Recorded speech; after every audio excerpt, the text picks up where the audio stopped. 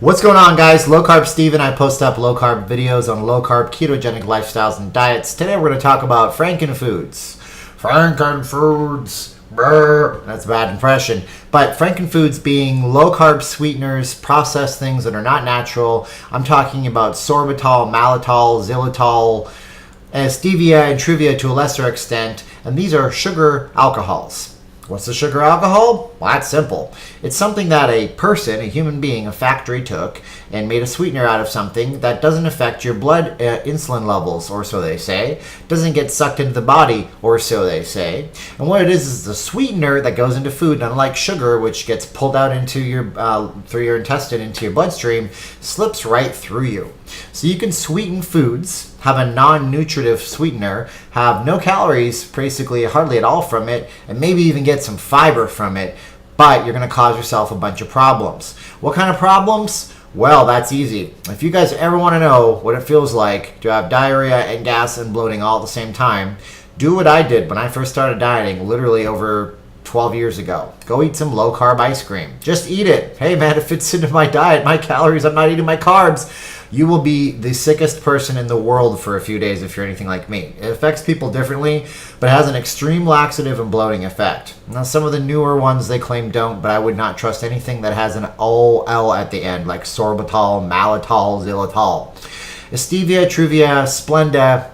Yeah, Splenda still will bloat you guys, and they're still not very good for you. Remember, these are just chemical-derived things. Some of them are natural. You can argue me on that, but they're still not natural, are they? I mean, natural is cane sugar. Unnatural is a little white packet that's 1,000 times sweeter than sugar.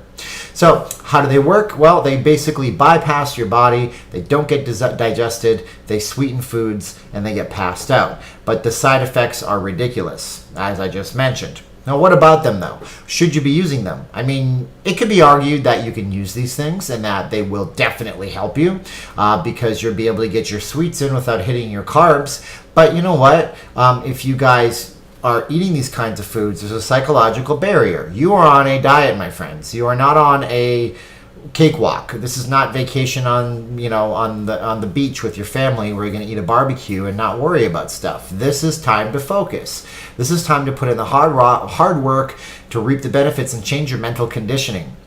If your mental conditioning is telling you that you need to eat 3 to 6 cups of ice cream every night, then you are not in the right mindset to diet. You have to examine that closely. Please, my friends, think about this for a second.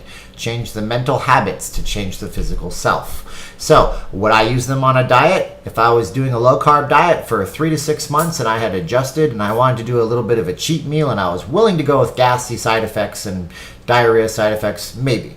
But if you're right on a diet and you're on a ketogenic diet, these are way wrong to do. Do not do these and ever expect to get past the induction phase, which I talked about in my last video.